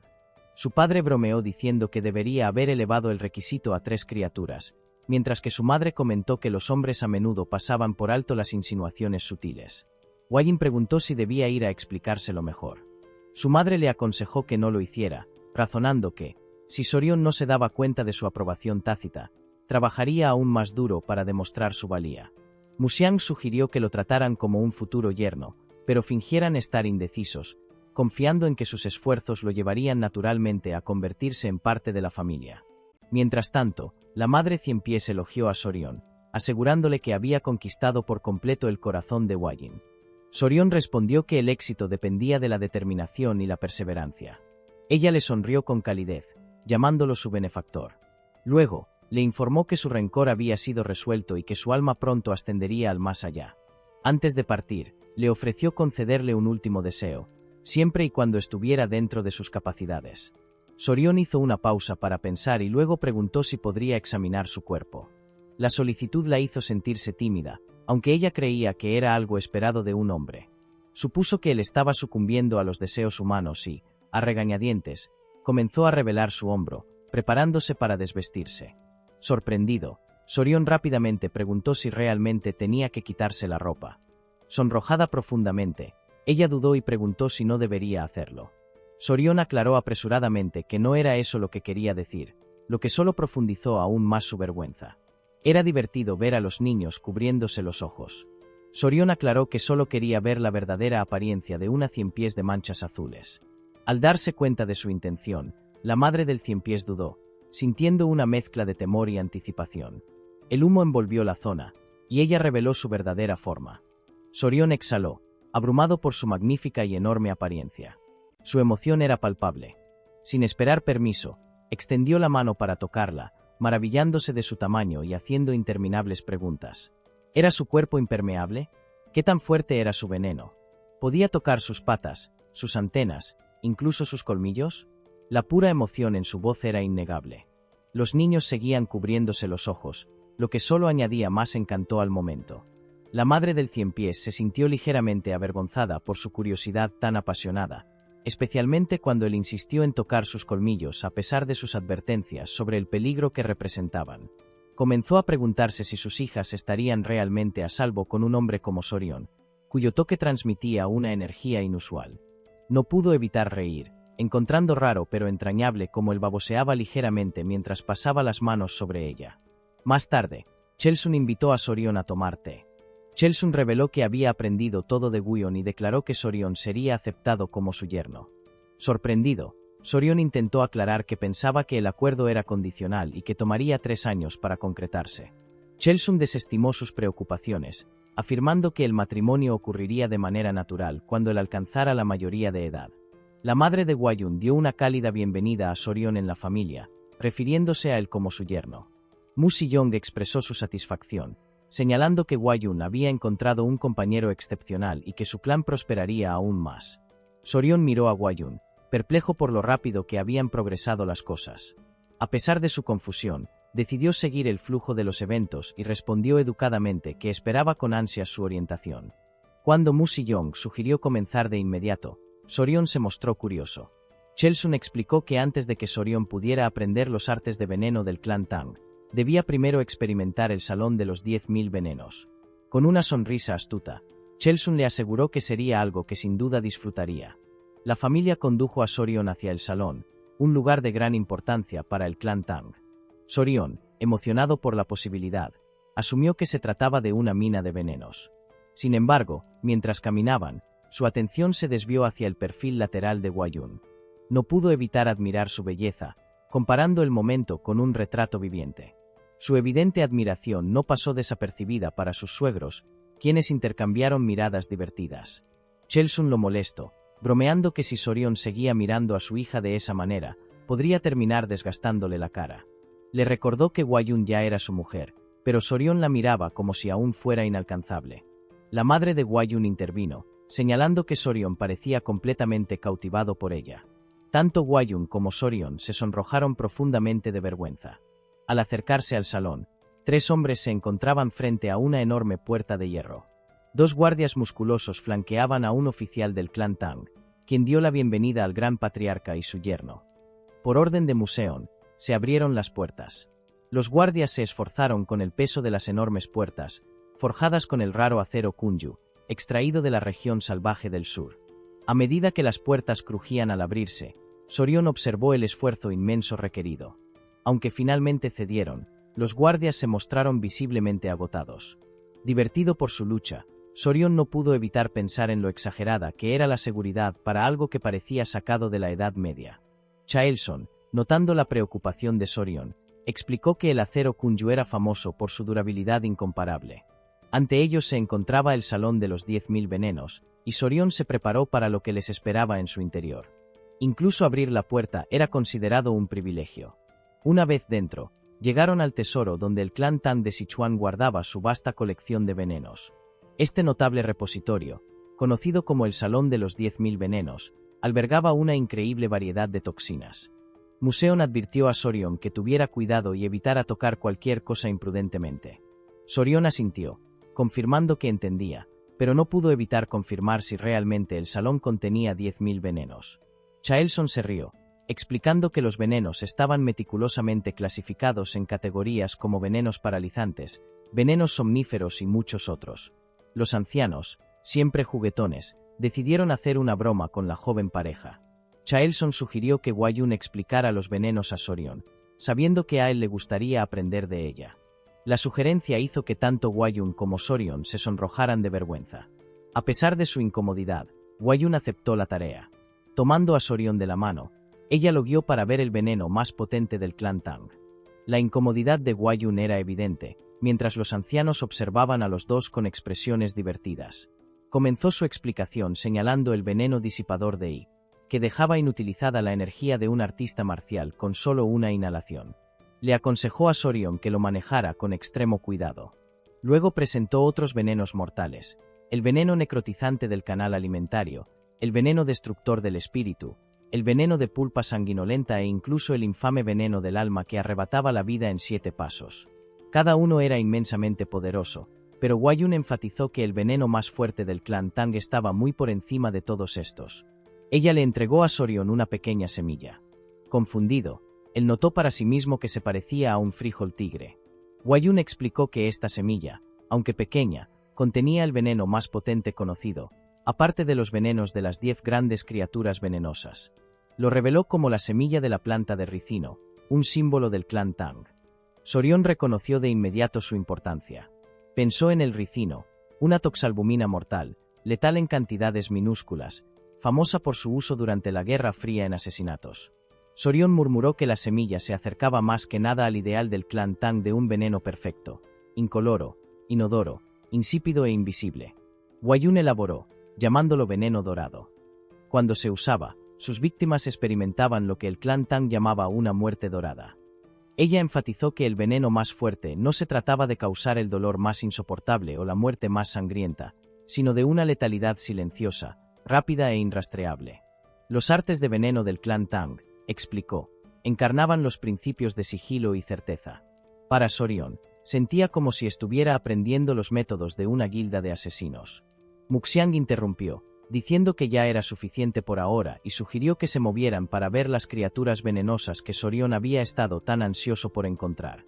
Incluso le ofreció a Sorion la oportunidad de supervisar su cuidado, con todo el apoyo del clan.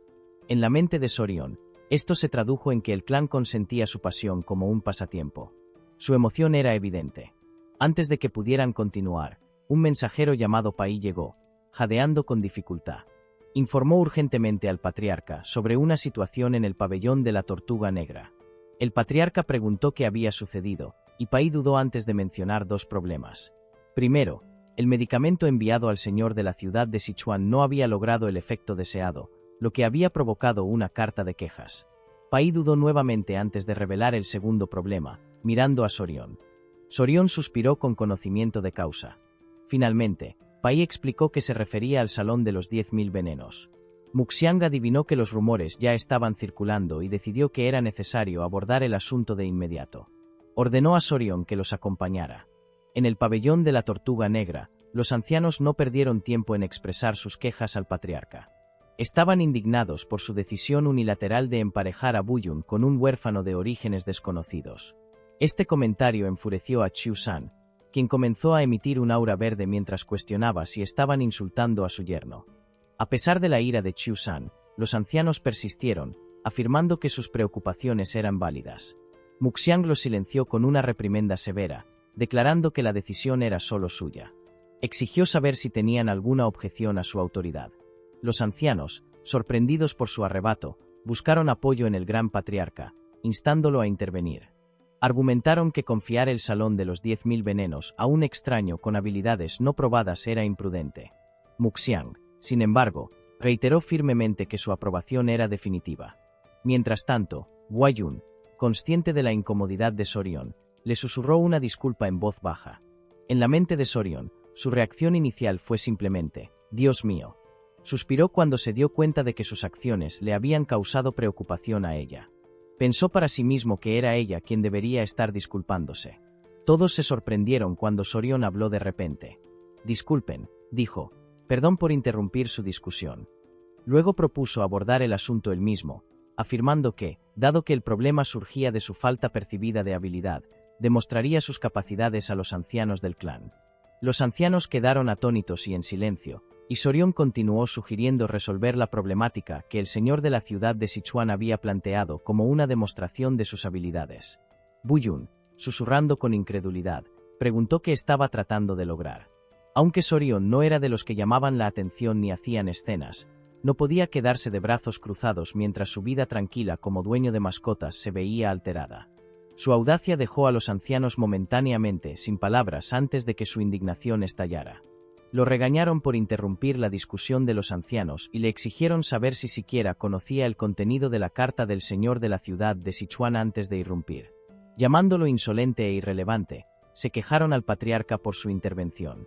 Los ancianos aprovecharon la oportunidad para argumentar a favor de un yerno de una familia marcial respetable. Sin embargo, la esposa de Chao San estaba visiblemente molesta por su diatriba. Mientras tanto, Sorion, internamente, comentó sobre lo absurdo que sonaban esos viejos cuando más hablaban. Recordando sus días como Spicy Faber, un streamer con más de 1 millón de suscriptores y miles de espectadores por sesión, comparó las quejas de los ancianos con los comentarios troll sin sentido con los que solía lidiar. Dirigiéndose al grupo, Sorion señaló que aún se negaban a reconocerlo como el yerno del clan Tang de Sichuan, lo que significaba que él era simplemente un invitado. Con su experiencia en streaming, Sorion estaba bien acostumbrado a manejar el caos.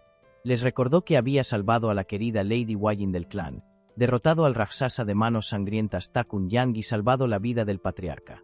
Luego los desafió, preguntando si formaba parte de la etiqueta del clan insultar a un invitado y benefactor de esa manera. Los ancianos, avergonzados por sus comentarios directos, admitieron que hablaron precipitadamente por desesperación. En su interior, Sorion los consideraba patéticos. Sin embargo, el gran patriarca parecía impresionado por su compostura e inteligencia. Uno de los ancianos trató de restarle importancia a la importancia de derrotar a Ta Kun Yang, alegando que se había exagerado. El patriarca rápidamente silenció la objeción al presentar un documento, nada menos que el Manual Secreto de las Artes Venenosas del Sectario de la Sangre, escrito en sangre. Los ancianos quedaron boquiabiertos de shock. Su asombro aumentó cuando el patriarca le pidió a Sorion que revelara a sus compañeros. Tocándose suavemente el pecho, Sorion invocó a las 3 pequeñas ciempiés moteadas, que aparecieron alegremente. Los ancianos se pusieron visiblemente incómodos al ver a las criaturas. El patriarca explicó con orgullo que estos eran los descendientes de la ciempiés de manchas azules, y que Sorion los había estado criando.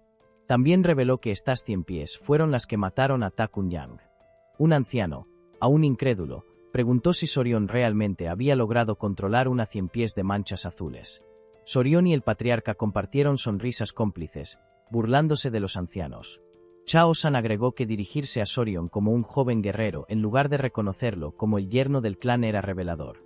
Sorion incluso bromeó, advirtiendo a las ciempiés que no mordieran a nadie a menos que quisieran terminar tan sin vida como Ta Kun Yang. Los ancianos, completamente desconcertados, comenzaron a retroceder.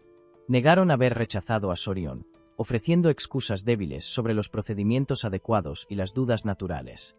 El gran patriarca, exasperado, decidió posponer la discusión sobre el estatus de Sorion por el momento y se concentró en el Salón de los 10.000 venenos. Les preguntó por qué Sorion no tenía acceso, a lo que los ancianos respondieron que Sorion no estaba completamente integrado en la familia y era demasiado joven para ser confiado con tal responsabilidad. El gran patriarca, viendo una solución fácil, le pidió a Sorion que demostrara sus habilidades. Sorion sonrió con confianza y declaró que se demostraría digno del clan Tang de Sichuan a su manera, usando veneno. Los ancianos quedaron atónitos, malinterpretando sus palabras.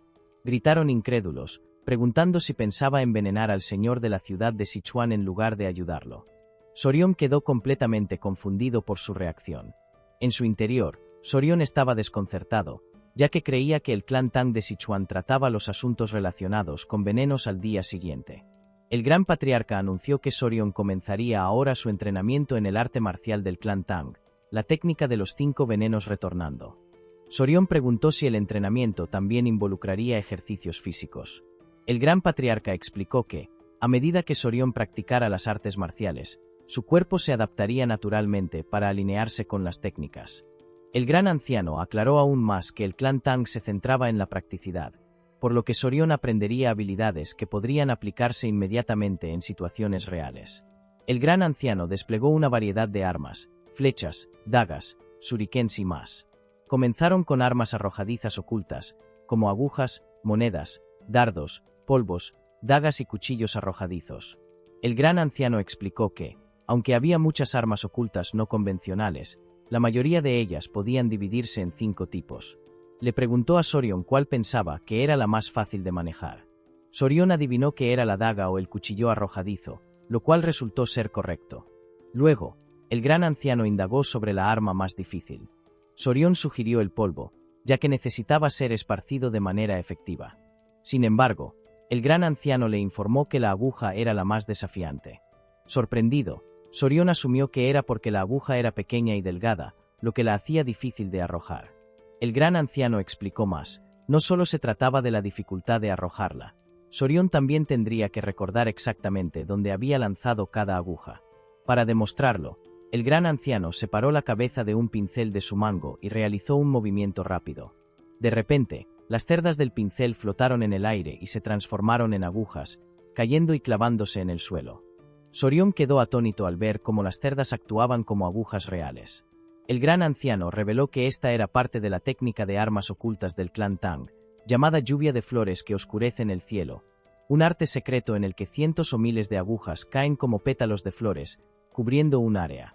En la mente de Sorion, parecía que la técnica consistía en esparcir agujas por todas partes y luego luchar en el mismo terreno. Expresó su preocupación de que, con un área llena de tales agujas, apenas habría espacio para moverse.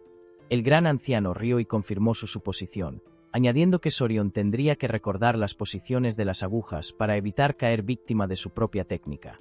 Para Sorion, esto parecía casi increíble. Se puso a sudar mientras confirmaba con el gran anciano que necesitaría recordar las posiciones de las agujas que desviaban a los oponentes, así como las que no alcanzaban su objetivo.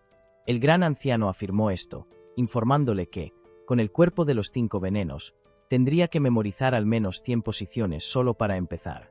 Sorion palideció ante el pensamiento. Después de eso, Sorion cayó de cara al suelo. Lady Wajin llegó, vestida con un traje de apicultura, y le preguntó si lucía lista. Explicó que había oído que él planeaba atrapar una avispa y se preguntaba si el traje era innecesario.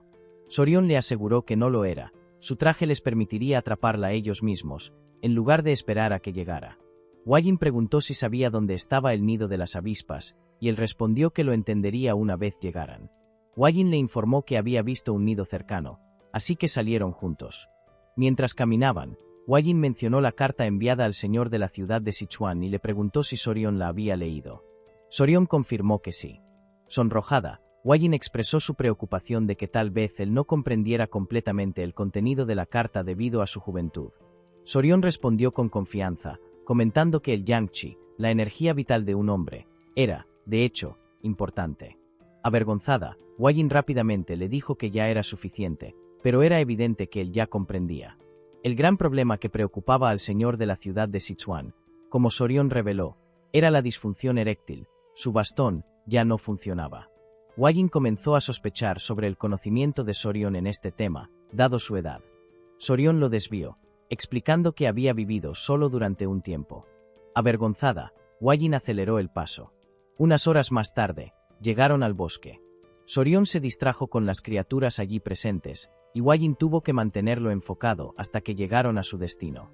El nido estaba dentro de una pequeña cueva, que parecía un lugar ideal para las avispas. A medida que se acercaban, Wajin preguntó qué significaba encontrar un panal sin abejas. Se pusieron sus sombreros mientras Sorion explicaba que, aunque buscaban avispas, no capturarían abejas.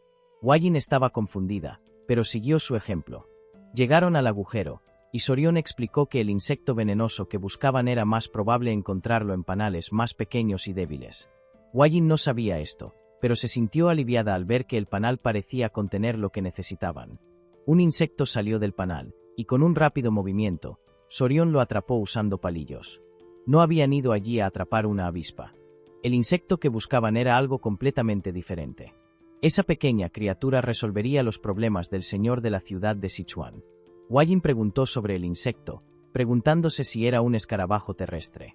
Adivinó correctamente. Sorion se dio cuenta de que, en este mundo, el insecto realmente se llamaba escarabajo terrestre.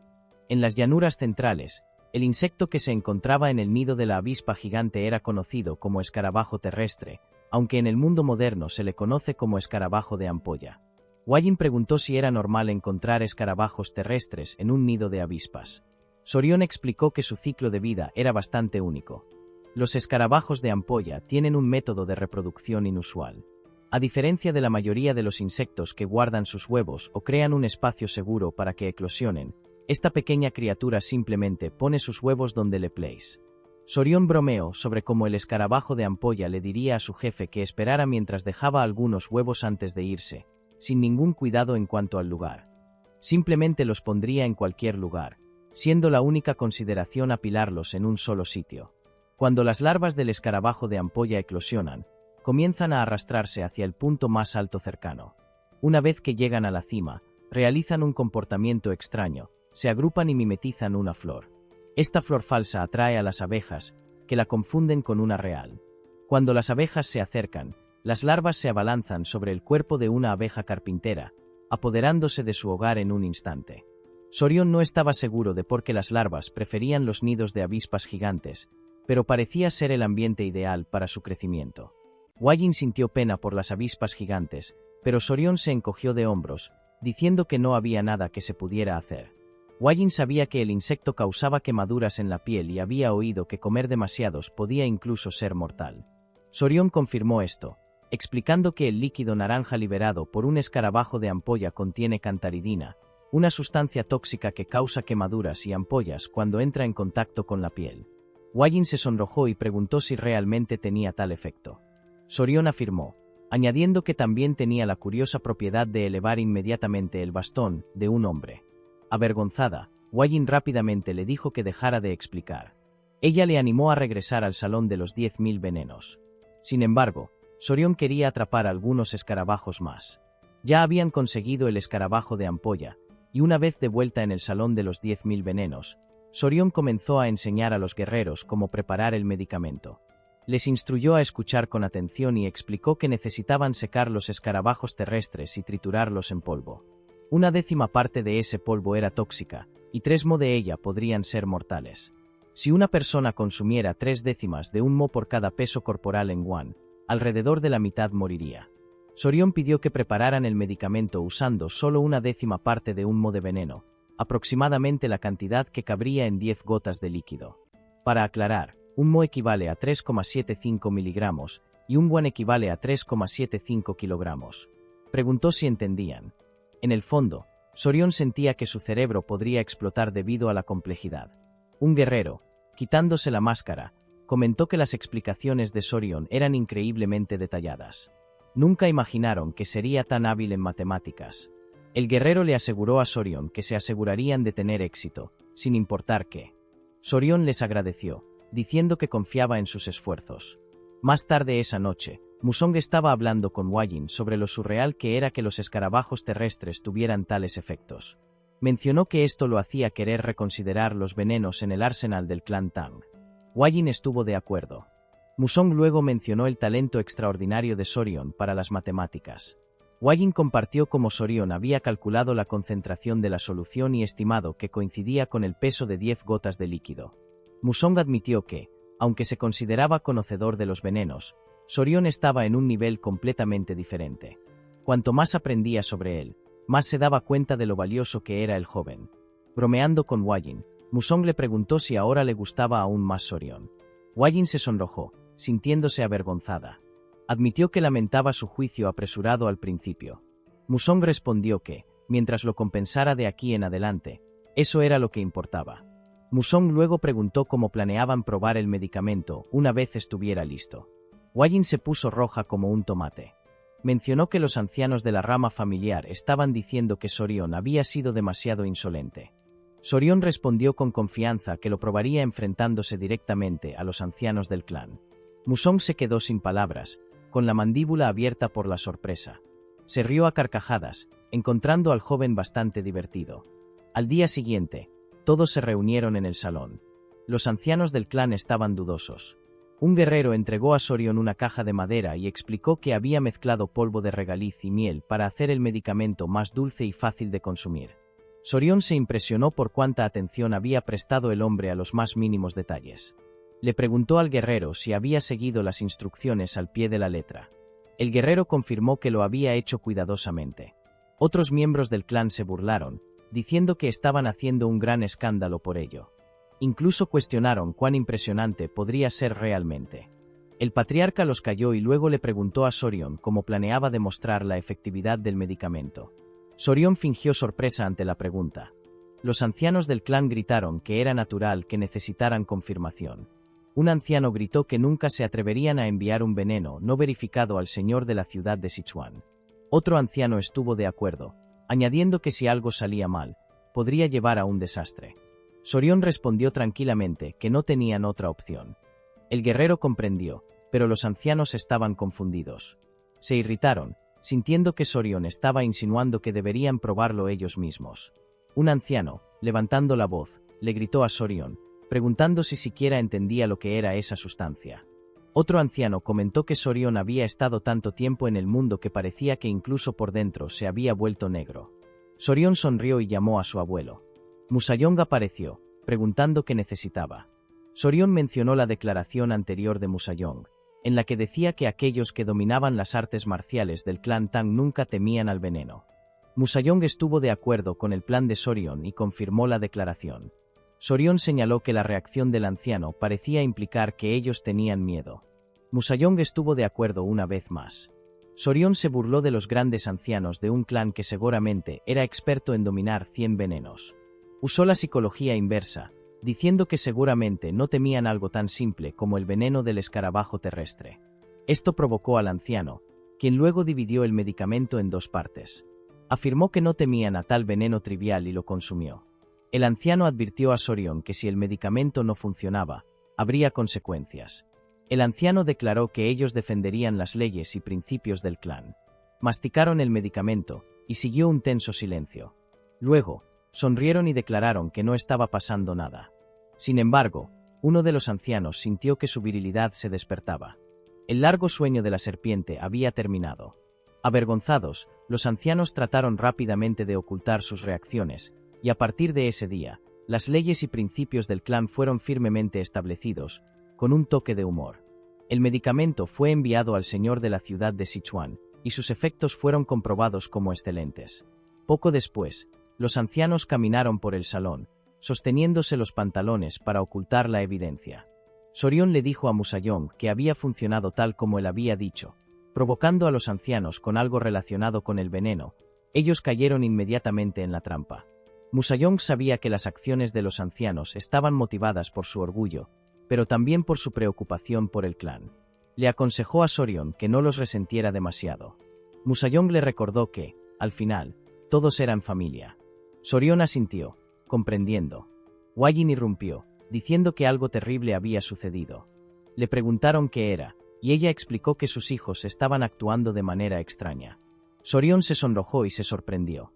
Musayong, ahora serio, llamó a su yerno y lo agarró por el cuello. Exigió saber qué estaba pasando y preguntó por qué tenían hijos. Sorion estaba empapado en sudor frío.